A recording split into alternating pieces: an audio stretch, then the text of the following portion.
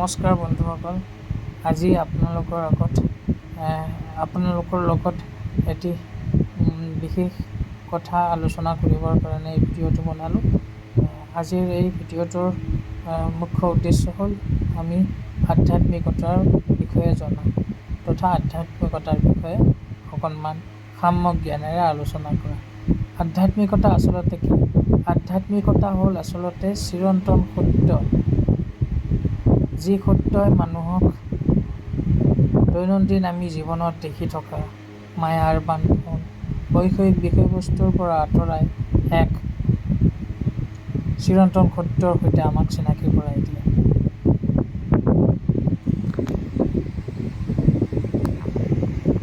মোৰ জীৱনত আধ্যাত্মিকতাৰ প্ৰভাৱ কেনেকুৱা, সেই বিষয়ে যদি ক'বলৈ যাওঁ তেতিয়াহ'লে আধ্যাত্মিকতাই মোক এনেকুৱা এটা সহায় কৰে, বিভিন্ন সময়ত সহায় কৰিছে।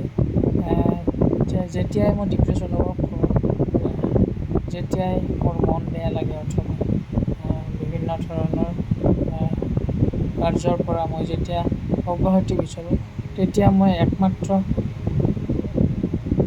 সঙ্গী হিচাপে বাছি লওঁ আধ্যাত্মিকতা। বিভিন্ন ধৰণৰ ধৰ্মীয় ভিডিঅ' চোৱাৰ পৰা, বিভিন্ন ধৰণৰ ধৰ্মীয় কথা পতাৰ পৰা, বিভিন্ন ধৰণৰ ধৰ্মীয় কিতাপ পঢ়াৰ পৰা আদি বিভিন্ন ধৰণৰ কাম কৰি মই আধ্যাত্মিকতাৰ জোৰত মই নিজৰ মনটোক এটা স্থিৰ অৱস্থিতিলৈ আনিব পাৰোঁ। মই বিচাৰোঁ প্ৰত্যেকজন মানুহেই আধ্যাত্মিকতাৰ প্ৰতি অগ্ৰসৰ হওক, যাৰ জৰিয়তে মানুহে চিৰন্তন সত্যৰ প্ৰতি অৱগত হোৱাৰ লগতে এগৰাকী প্ৰকৃতাৰ্থত মানুহ হোৱাৰ প্ৰয়াস কৰিব পাৰিব এই আধ্যাত্মিকতাৰ জৰিয়তে।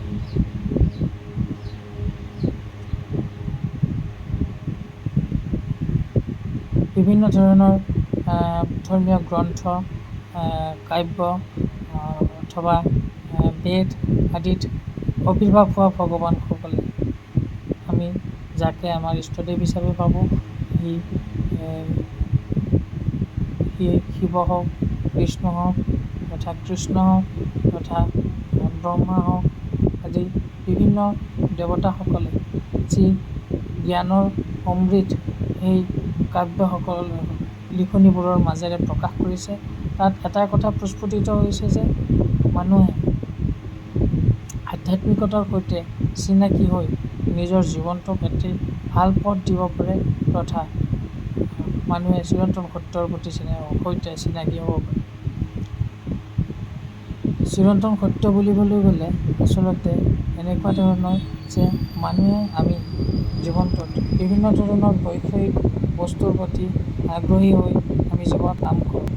বিভিন্ন ধৰণৰ আশা আকাংক্ষাৰে আমি কৰি থাকি আমাৰ মন মানসিকতা, সেই আশা আকাংক্ষাসমূহৰ পৰা বিৰতি পাবৰ বাবে আমি আধ্যাত্মিকতাৰ পথ ল'ব পাৰোঁ, যাৰ জৰিয়তে আমি হয়তো কৰ্মত অনুগ্ৰাসী হ'ব পাৰোঁ আৰু আমি কৰ্মফলৰ পৰা নিজক আঁতৰাই ৰাখিব